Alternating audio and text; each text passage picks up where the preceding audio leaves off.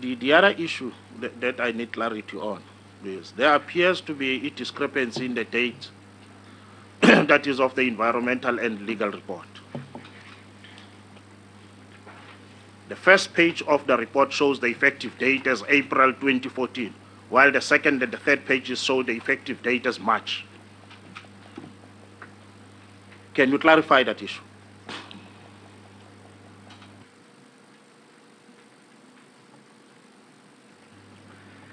The environmental due diligence commenced from approximately April, March of 2014. What happens is that they conduct various tests in terms of environment, and they also do due diligence. So the report, the date that has been placed as the signature is the date when they would have then finalized all their reports. But their interactions commenced before that.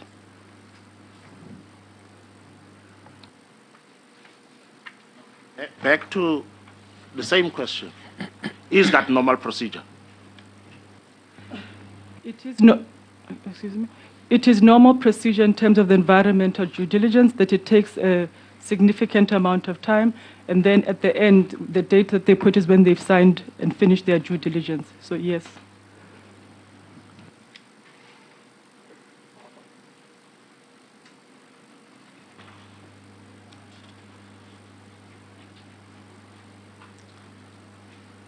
There were two meetings, particularly for the pre-qualification between yourselves and National Treasury. In that meeting, I'm looking at you, I can see that you seem not to understand what I'm referring to. No, but that's beside the point. Let me just rephrase my question to say, in the engagement that is with National Treasury, particularly on the same issue, did you indicate to them that it is normal procedure?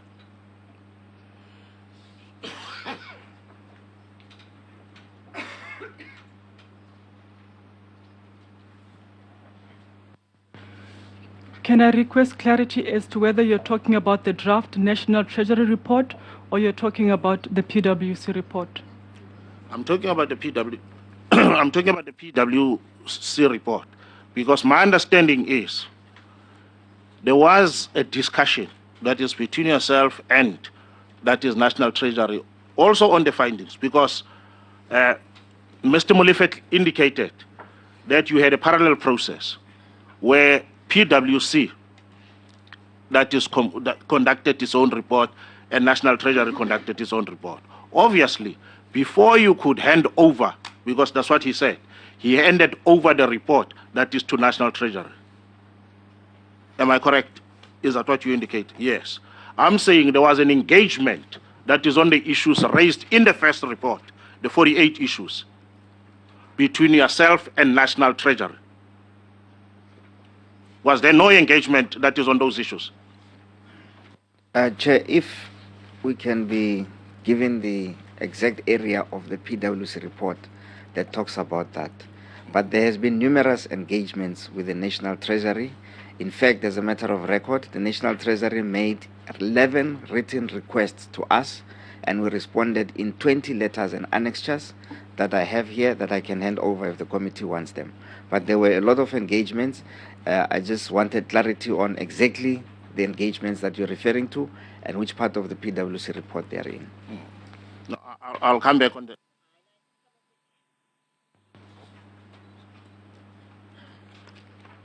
But let's go back to the issue of the supply chain management. Initially, in your response, you said you complied that is with the PFMA. And my understanding is you do have an in-house that is supply chain management procedure. Is your in-house supply chain management procedure in line with the PFMA? Because you are expected, that is, to comply with the PFMA. And in drafting your own, that is internal procedure, your internal procedure must talk to, that is the act being the supply chain, that is the PFMA, sorry. I can confirm that the supply chain management procedure complies with the Constitution, the PFMA, the Triple PFA, and various other pieces of legislation that govern public procurement.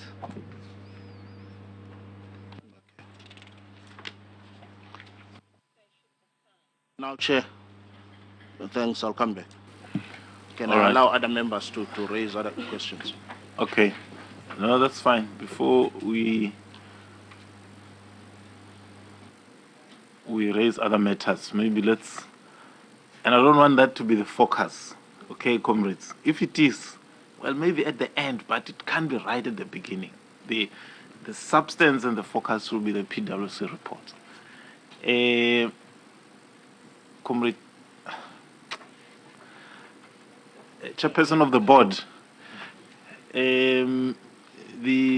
this issue around you not cooperating with the National Treasury in terms of providing information, why is it making the rounds? Where does it come from? Why are we not providing National Treasury with the documents that they require so that this issue can be sorted out? Well, you know, I really don't know how this whole thing came about. Because we are informed by management, by the CEO, by CFO. Every time National Treasury raises a query, they answer it. It may take time on some questions because there are volumes and volumes of documents that are considered by the tender committee. To sift through all the documents and get the relevant information they're asking about may take time, but we always cooperate. So I've been at a loss as to why people keep saying we are not cooperating. Because why should we not cooperate? You know, I mean, they could even come to Eskom itself and probably sit there and go through all the documentation. There's nothing hidden. Okay.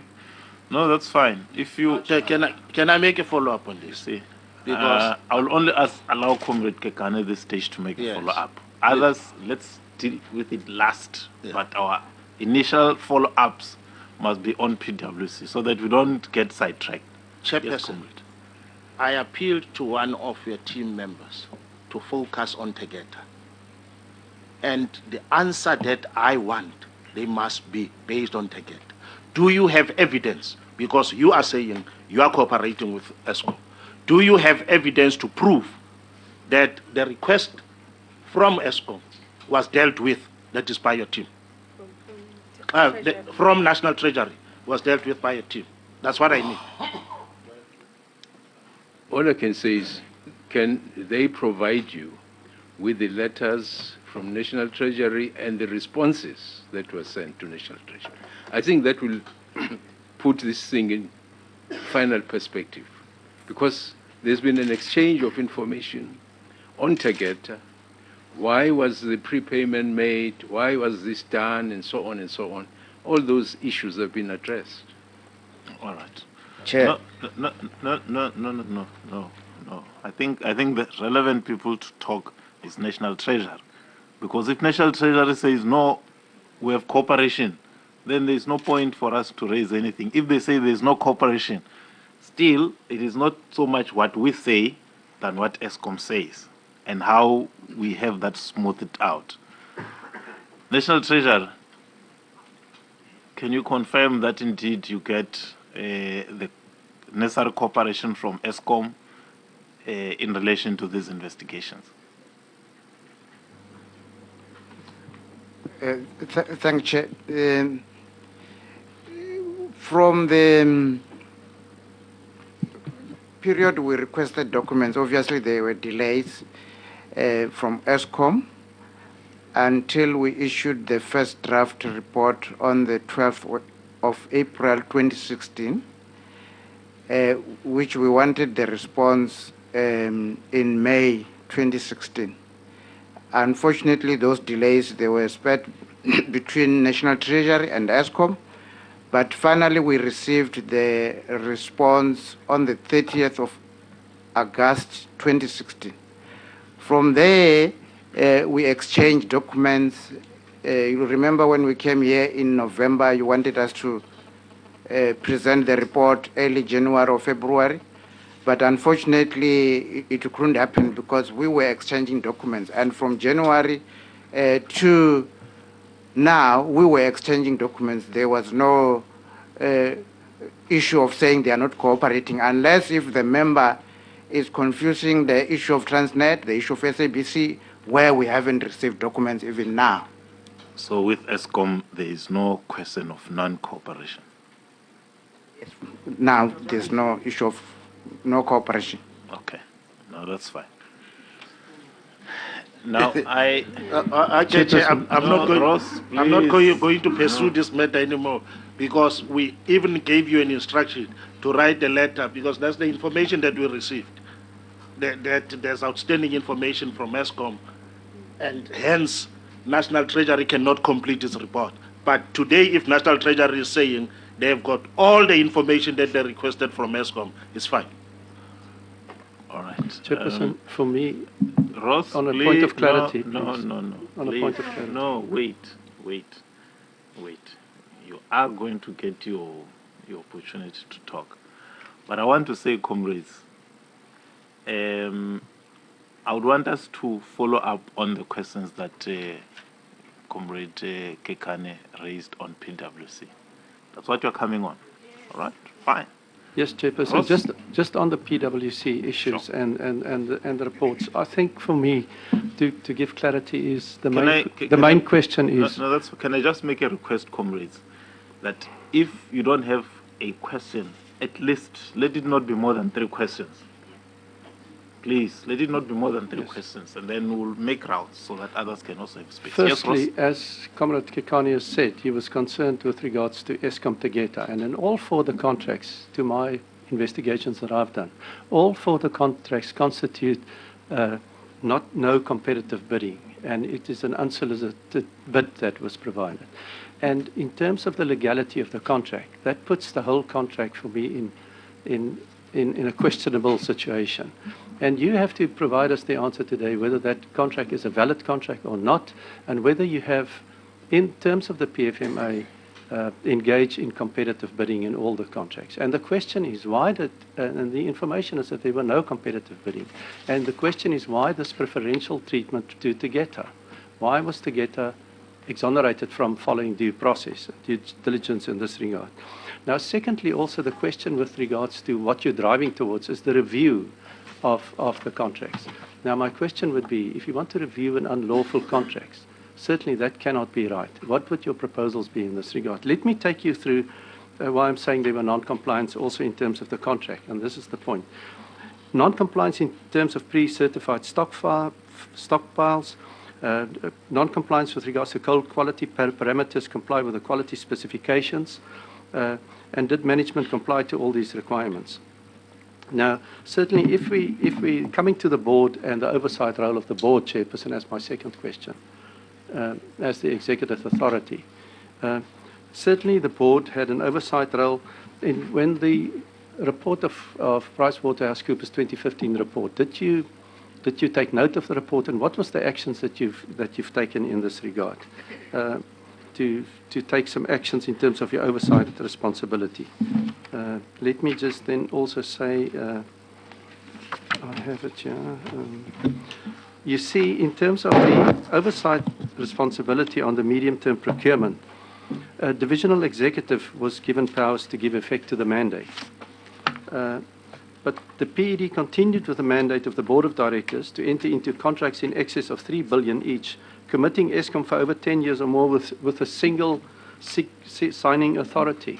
Can I ask the chairperson of the board to explain this? Is what it is our research is indicating, a single signing authority. That simply cannot be correct in terms of a non-competitive bidding process. And what was the actions that the board did in terms of your fiduciary responsibilities? Okay. Thank you. Right. 3 questions. Can you respond to them? In 2008, the Eskom board enacted a mandate for sole buyer, sole signatory in cases of emergency coal supplies.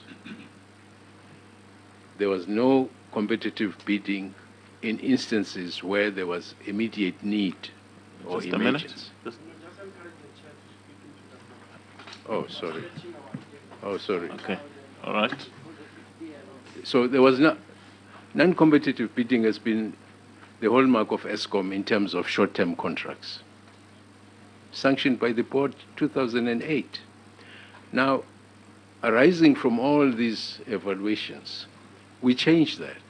This board changed that and said there will be a request for proposals that are in the market, unless, of course, obviously, very extreme circumstances happen. But the consequence of that, Chairperson, is that right now, 4 stations stand at risk of load shedding because we have not secured the millions of tons of stockpile that we need when we go to winter. That is the situation. But we changed it, but the consequences may not be very, very good for the country. Chair, if I can just add, clarify. Okay. Since Eskom was established, we've been operating on cost-plus mines. The current cost-plus mines that are there in Eskom, over the last 5 years, we've spent 74.5 billion. Those original contracts did not have competitive bids. Eskom has never had a culture of doing competitive bids. It is something that we have just introduced. And those companies that happen to be white-owned companies acquired, they are doing business with Eskom. Over the last 5 years, it was 74 billion, and there were no competitive bids. And so in 2008, this issue of the emergency supplies was also introduced, and we have just changed it. Our idea is to move away. We have got an instruction from the minister to stop doing cost-plus mines and to introduce black economic empowerment and competitive bids. This is things that we are now beginning to change in the last 2 to 3 years. All right. Okay. Sorry, Chair, if I can also add to the response. I think, first and foremost, we are not aware of whether either the PwC report or the National Treasury report calling into question the legality of the Tegeta contract. No, I think no, let's stop it right there, because I think the two gentlemen have cleared the issues. I think the base of his question was the fact that these were unsolicited bids, which means there was no competitive bidding. So that has been clarified. Honorable Mazoli. Thank you, Chairperson. What happened to giving chance to members of the committee first, and then we can give other MPs? Chair, on a point of order, the Public Enterprises Committee was invited to this meeting, so we are as much participants as Honorable members of Scopa. Honorable Mazoli, you are not chairing this meeting. There's a chairperson in this meeting. No, but just be patient. She's soliciting clarity from the chairperson, not from you. I am a whip of this committee. You can't come and tell us what to do. Okay, then. Okay. I'm saying that at this moment, don't go on like that. Okay. These are the people who must focus on, comrades. Let's not turn on to each other. These are the people who must focus on. Having a way we've been working, Chairperson. We cannot change it today. Can we give a chance to members of the committee first? No. You see, comrades, for me, that's where the problem arises. Because when Honorable Waters was here the last time, I did that. And comrades were like, no, it was not. I actually did that and said he will come last. And some comrades said, no, give him. So I'm doing that today. And then you remember, no, we should not do that. So please continue, Honorable Mazole. I'm coming this way. Thank you very much, Chairperson, and you do have my utmost respect as Chair of this committee. Chair, in terms of Tegeta and the due diligence that was looked at by PwC, on the 11th of April 2016, we know that an urgent board meeting was called to arrange and approve the prepayment for coal. This was also on the same day that Tegeta informed the business rescue practitioners of Optimum Coal Holdings that it had a 600 million rand short of the 2.15 billion rand summit required to attain the mine. Chairperson, Eskom and Tegeta, however, argued that the prepayment for the coal was a standard and long-standing procedure. However, we know that this is now not true. Then at the time, Mashile Koko lied not only openly on a television interview, but also to Parliament when he absolutely refuted the fact that the 600 million rand prepayment was in fact conducted. So my first question is, why the lies and why the necessity to try and hide the 600 million rand prepayment? And secondly, Chair, I do find it quizzical, and I believe that the Public Protector also found it quizzical, that CEO of Eskom, Brian Molefe, had to provide approval for the supply of coal from the Optimum coal mine to Hendrina when approvals for the supply contract had already been established. So if we could just have that explanation, please. Well, no, wait. I hear your question.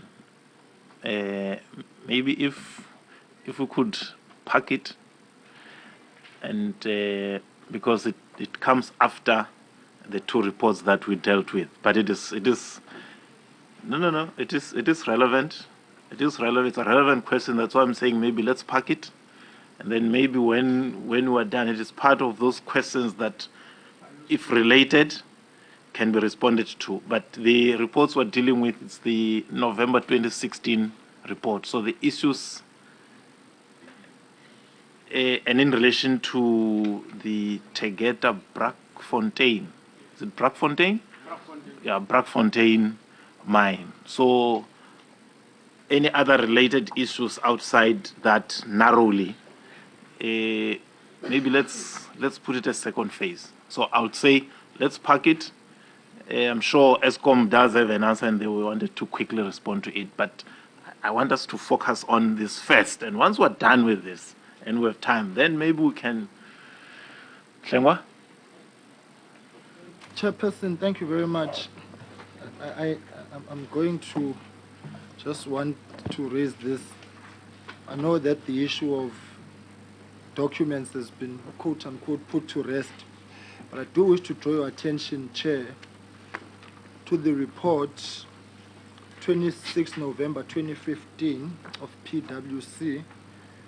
Page 86 of that report, Chair, in the observations under record management, and I'm just saying this in passing before I go to my question, is one of the observations is that not all required documents were made available. So, Chair, I'm quite uneasy to just go past that particular aspect of document, even when PwC raises a concern about documents being made available. I believe it's something we need to look at because it's got far-reaching consequences. One of the challenges, Chair, there is that it was difficult to establish a timeline and audit trail of the process, as many of the documents that were reviewed were not dated. So this calls into question record management in its entirety, and I really believe we can't just willy-nilly, Chair, go past that. But Chair, allow me to move on, because one of the findings is that there is no evidence that Tegeta complied with additional water use license requirements. So, Chair, I would just like a full explanation in terms of the due process that was followed in looking into the compliance of Tegeta, and from A to Z, the alpha and omega compliance of Tegeta, and whether their water use license was actually valid and whether it actually complied. Because I think that calls into question the validity of what's looking at. So I'm very specific. I want to get an explanation, fully fledged one, on the circumstances around the water use license of Tegeta. Thanks, Chair. All right. Two questions. Water use documentation. Can we have a response to those two questions? documentation and water use. Yes, Chair. But, you know, Chairperson, honorable members, that's precisely why our internal audit function hired the services of PwC, because they realize that there are some areas that need attention. So in terms of management failing to probably keep records and all that, that came out of this investigation. So we know there's a problem in terms of handling documents. In terms of water use, I mean, it's the Department of Water and Sanitation that really enforces water utilization conditions. For us, when a company has got a water license, we start work. You know, we don't monitor them, but we need to see that they have got a license. Probably the CEO can add to that. Yeah. Yeah. Chair, I was very specific, with all due respect to Nomaf, whether that was, but what I'm saying is that not all required documents were made available. That's what I'm zooming into. So PwC was conducting an investigation commissioned by Eskom, and it's PwC saying that not all the documents they require. I do not believe that was something which was picked up. That observation is an outcome of an investigation. On the issue of water, Chair, why I raised the issue is because National Treasury goes on to say there is no evidence that Eskom ensured that Tegeta complied with all the legislative requirements. So whether it's Department of Water Affairs, the question then becomes, what did Eskom do to ensure that whomever they were working with complied? That's the scope of it. It may be one thing that water does it, it's fine. But when you are actually now confronted with having to sign off on a contract or a deal or whatever, it's basic logic that you ensure that there's people comply. And here it's Treasury saying that there's no evidence that Eskom made that determination. No, that's fine. Let's talk to the issue of keeping documents. Yes. Because when you said PwC must investigate, it means they needed to have access to documents. Then they come to your offices, they find that there are no documents. What is the problem with document management? Chair, the issue of record management was identified in the PwC report as a problem. It was one of the 48 issues that has since been resolved. So during I think the question is why did you have a problem with managing documents? Why did that happen? Yeah, it was between 2013 and 15. Maybe Ms. Tegeta can. As indicated by my CE, the contract negotiation between Tegeta and Eskom extended over a long period of time. And therefore, at the time that PwC came through, we were accessing various documents from various areas. They did highlight to us that it's an indication that we need to ensure that we have a centralized database for our documentation. We've addressed that issue, and we do have a centralized database for our documentation. Secondly, on the water use license issue, Tegeta Brackfontein mine, at the time that we signed the contract, had a valid water use license. Comrade Ment?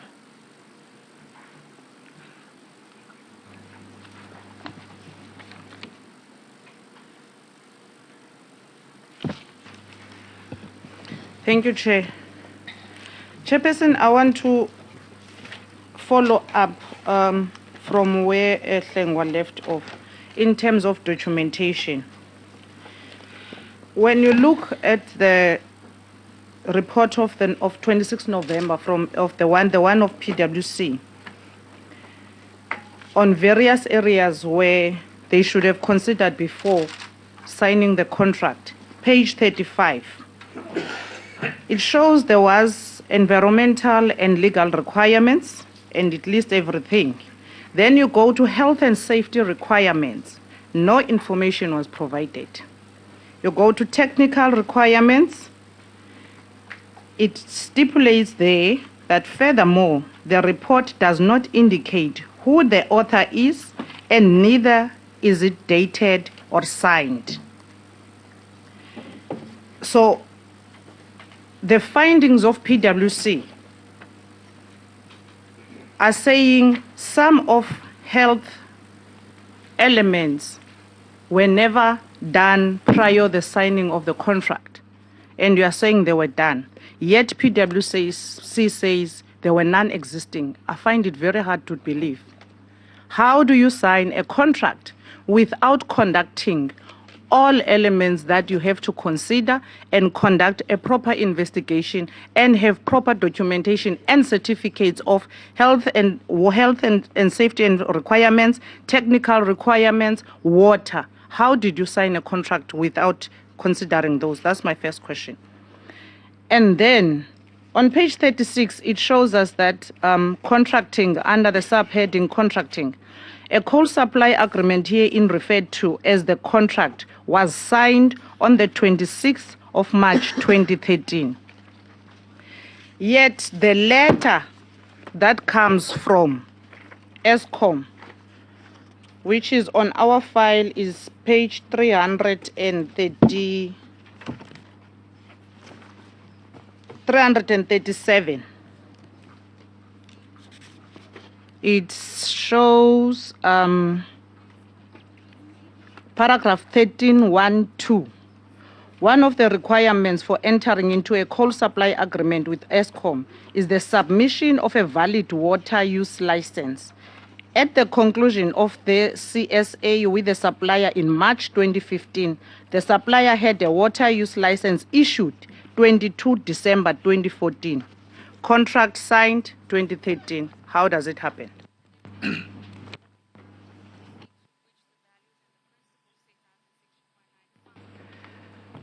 The contract was signed in March 2015. The valid water use license was signed in December 2014. So prior to signing of the contract, the supplier had a valid water use license.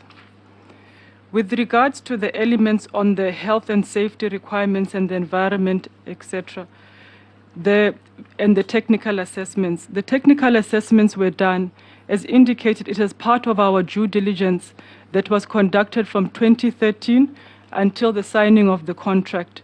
There are various elements of the due diligence that is done, which includes, among others, site visits. So at the time that the contract is signed, and depending on where, at what stage the mine is, some of the elements, for example, safety, on-site safety, would then be conducted when the mine is in operation.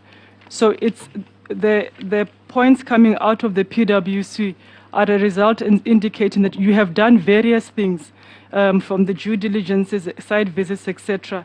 And at that stage, they wanted documentation of all those areas. But technical assessments were done, environmental assessments were done.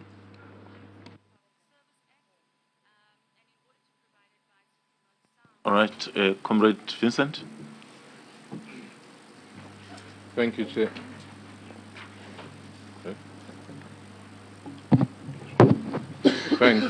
Thanks, Chair. Just three questions. Let's go back to the water use license. The Eskom representative indicates that the water use license, or there was a water use license, valid one, in December 2014, and the contract was signed in 2015.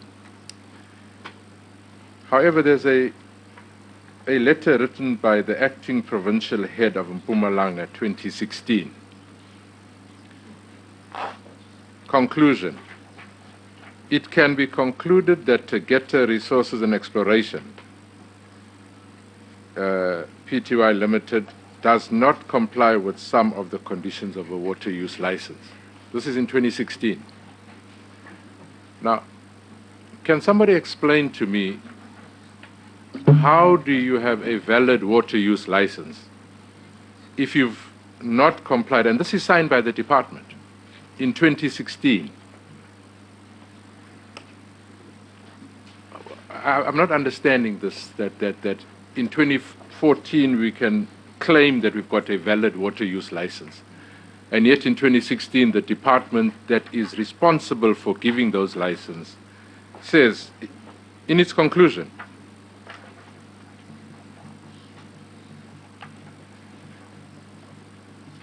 that it does not comply. It goes further to say the mine does not submit the required documents to the department at a frequency specified by the grant license. So this letter of 2016 clearly says, and I'm sure it was sent to the department, that says that you're not doing anything that was expected of you to do. And yet you come and say to us that in 2014 it was all done. So somebody must just explain that to me, Chair. If I I've can, got 3 questions, Chair. All right. No, let them respond to right. this one. Chair? Departments, whether it's minerals or water, and safety people, conduct repeated visits to mining sites to check exactly whether the person who holds the mining license is complying in every respect with the requirements. So it doesn't mean once I've got a water use license, I can just be seen as having complied completely. There will be further inspections to show whether, in fact, I'm still complying. So that is the, for instance, the water drainage was an issue that was later raised at some stage by the Department of Water. So it's really up to DMR and Water Affairs to bring sanctions to the owner of the mining rights when they fail to comply. Chair, if I can add, it's a bit like driving over the speed limit when you have a valid driver's license. Yes, Comrade Vincent?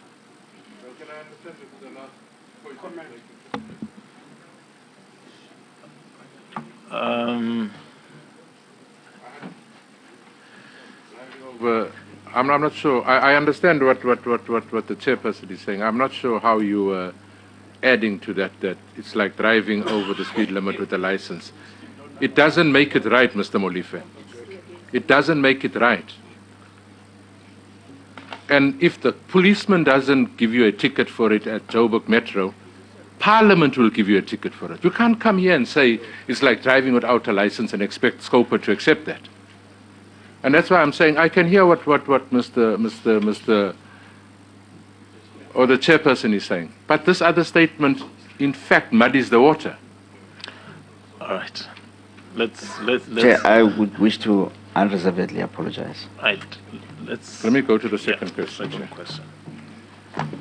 Chair, again, and I think this is on, I think this is on compliance, and maybe Treasury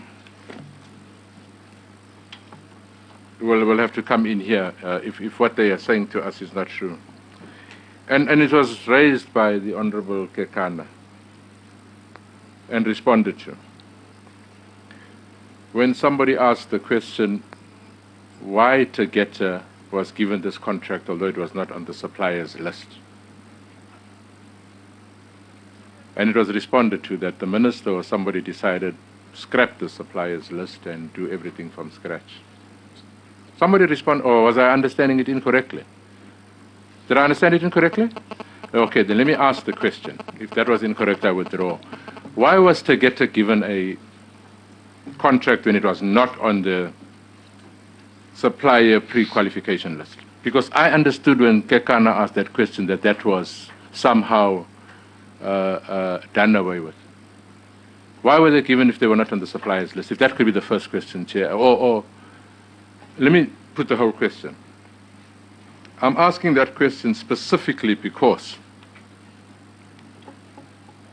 the supply chain, the supply management procedures of Eskom insists that it must be that. Now, you're either breaking your supply chain prescripts,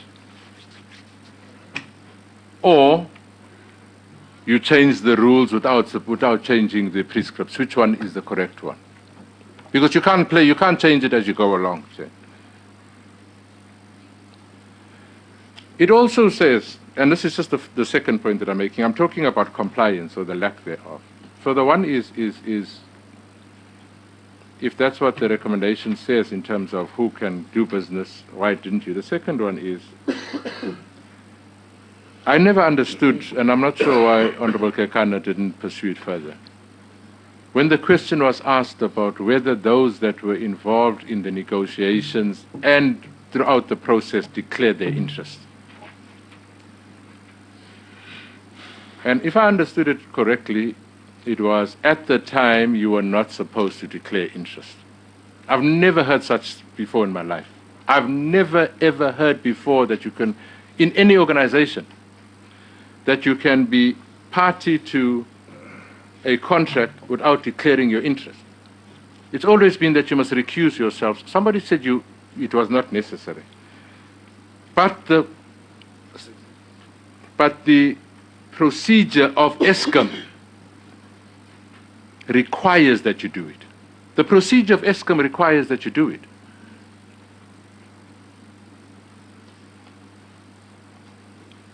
(32/1034). That is on Treasury slide number 12. And it's number 1 on the PwC report. I don't know where it is, but I'm saying Eskom's procedures say you must declare.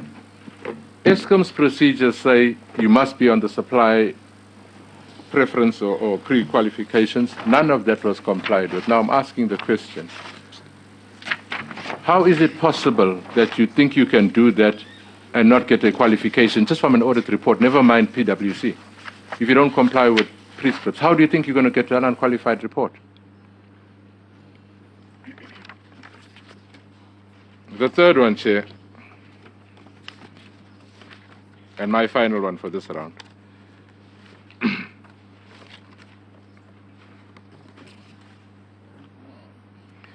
And again, maybe we're not the experts on this thing, Chair.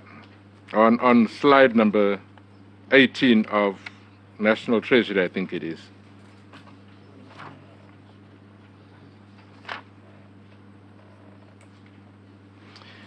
The observation is the first health and safety evaluation was conducted 8 days after the contract was signed. The on-site was conducted 2.5 months after the contract was signed. Now, again, maybe things work differently, but I would have thought, Chair, that by the time you sign the contract, certain prerequisites must be in place. Water use license. When you do any development, it's a water use license. The health, I'm not an expert, but it says the first one. So I would imagine that it would be necessary that there's a health check or something. But it says it was done 8 days after the contract was signed. And I'm just asking the question, if it is a requisite to have these things before you sign the contract, why is it that the contract was signed before these things were done, or is it a lack of understanding from our side? Because if it was a requirement that there must be a health or a water use or a stormwater drain, whatever it might be, if those are prerequisites for a valid contract, it then begs the question that when this thing was signed 8 days before the health, was it a valid contract? I'm not making a judgment one way or the other. I'm asking the question. If it's a prerequisite for a valid contract, and the contract was signed without these things done, was it a valid contract that was signed, Chair? So those are the three questions. And I mean, ultimately, Chair, the board must be able to answer these questions. It's because they are the accounting authority. How is it possible that we do such major business and the board is unable to, before it's picked up by Tegeta, not Tegeta, picked up by PwC, picked up by somebody else, and only thereafter the board finds out when their major responsibility is, and let me repeat it, the board is responsible for maintaining and upkeeping the assets and the liabilities of whichever entity it looks after. Thanks, Chair. All right, let's get a response, Chair. Just as a preliminary to the official responsible responding, we are ensuring that the national assets are kept properly. And that is why from time to time we seek combined assurance, not just from officials, but from professionals like PwC. It is for that reason. Now, when I apply for a mining contract, DMR obviously has a lot of declarations that are required. But the actual inspection of health and safety happens when we are operating the mine. They come there and they see how dust abatement is done, what is the safety equipment that your people have, the masks, the gloves, and so on. That happens when we are operating. So it cannot be a priori before we operate. Equally with the water license. Water license is there, then they check you whether in fact you are observing the rules. But I will get the professionals to answer further. Sorry, Chair. Just before that's why I said maybe Treasury must come in. Just before the officials answer it, and I take your point, sir. What we have before us here as Parliament, as I suppose an observation or a response from somebody, it says health and safety checks could not be performed as the mine at the time as the mine was at the time not operating. That's what we got from your report as Treasury. That's why I'm asking the question, why would they make an observation that it was signed 8 days later, and then on the other side it could not be performed as the mine was not operating at the time? And I hear what you're saying, sir, that it must operate before you can check it. But if we get information from a government department that says this is a problem, I'm not government, I'm saying all of you, including Treasury, are government. All of you must then, somebody must answer to us, because why would Parliament get something that and unless we're not understanding it correctly, the National Treasury. So why my colleague raised it? Because it was raised as a concern.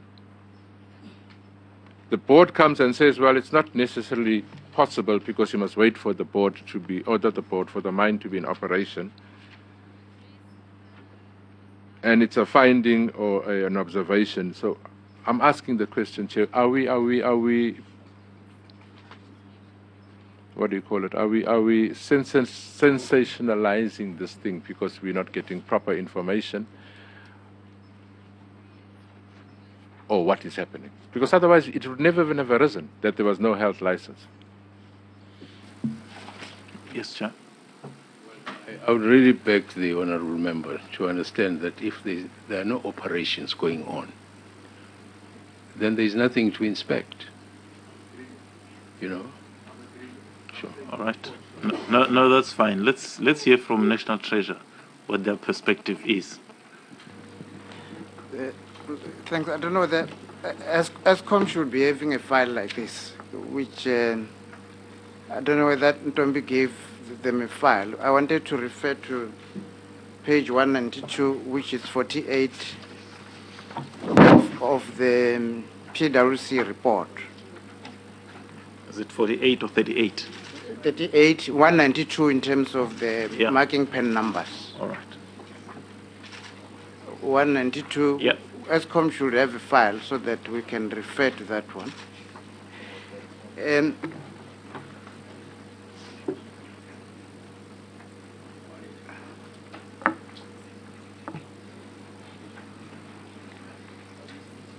And that report has got, on that page, you'll see there are 3 columns. There's the ref, number 1, the findings, which these findings are the findings from the review done by PwC, then you will have the last column, which those are comments from Eskom management, not Treasury. Under findings, PwC is highlighting non-compliance with supply chain management, which according to us or our view is that if there are a number of compliance like they are indicated there, that procurement becomes irregular. But instead of maybe Eskom giving new comments, because their comments are already there. In the first one, it says this was an oversight. It means it was not done. Is Eskom still standing on that comment? A formal declaration of interest process is now being implemented. Why was it not implemented? I'm saying those are the comments that were given by Eskom. When they are responding, obviously they should say, okay, this is what we said when we gave this comment. Are we changing what we said there? Because we agreed that there was non-compliance. If we have agreed, the question is, was this non-compliance recorded somewhere in their books? If it was not recorded, why?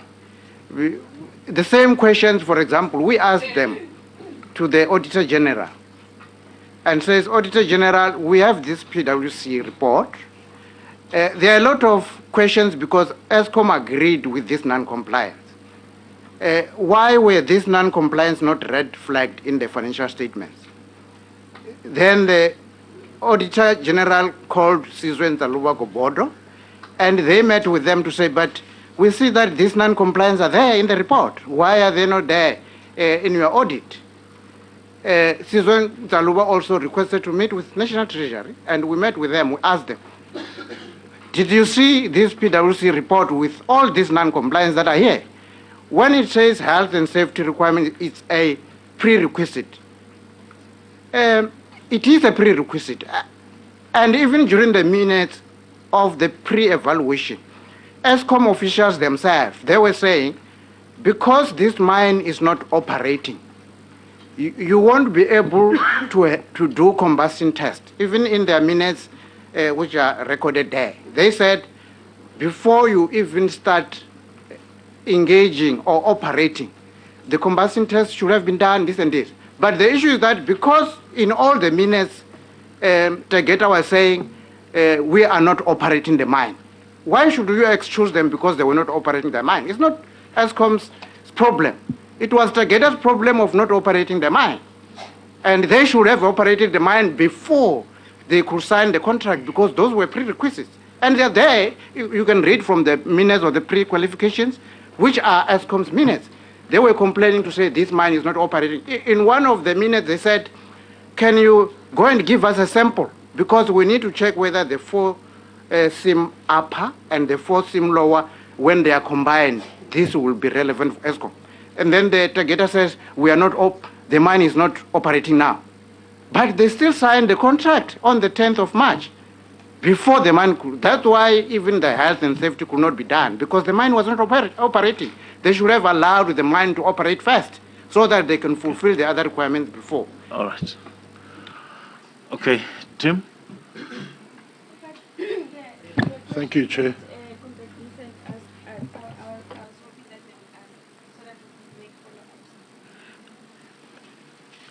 The only other one, Chair, was the non-compliance with your procurement and supply chain management.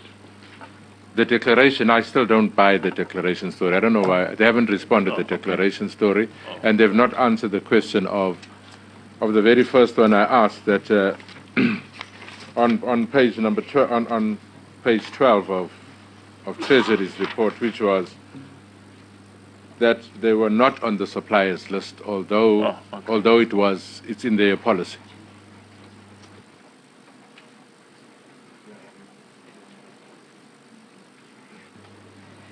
In terms of on the pre-qualification and being on the supply list, as indicated, that was previously from the supply development and localization section within Eskom. And the discussions that we had with them is that putting suppliers on a pre-qualification then excludes other suppliers from possibly being looked at from a technical perspective. So what was requested is that, and is done across the board, is that we do technical evaluations of all the suppliers. Once we are satisfied on a technical element of the supply, then we would then put them forward to the supply development and localization for them to be placed on the pre-qualification database of theirs, for them to be placed on our vendor database. So it was a requirement to try and allow for more suppliers than only having a pre-qualification. Then on general supply chain management processes that seemed not to, because comrades, I think when you look at the first report, you'll find that basically there are findings in all the 4 mines.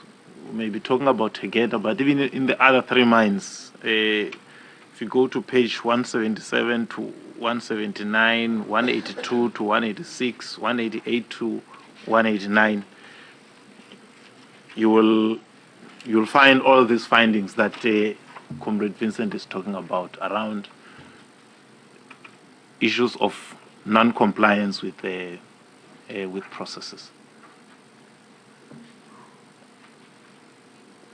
Was this reflective of, because they sampled 4 mines, so does it mean that if we had gone to every other supplier, we would have picked up a number or a lot of these weaknesses? What was happening? Yes, Chair. Chairperson. Let him respond to that question. Okay, just a minute. I thought, Chairperson, you were right when you said earlier, let's look at what we've been presented with, which has to deal with Tegeta. Now, as you read the report, quite a lot of issues are beginning to come up. Maybe we should re-look at the whole process of how do we handle this matter itself. Yes, we're supposed to focus on Tegeta, but there are other mines, and the problem seems to be common. I don't know, do you want us to resolve all those things which will keep us yet until late afternoon? Or how do you want us to take the approach? No, let's focus on Tegeta. I was merely saying, because you also don't want to create an impression that the non-compliance is only happened with Tegeta in isolation to everything else. But the question that Comrade Vincent has raised, generally on the supply chain processes and how they were managed. But otherwise we remain focused.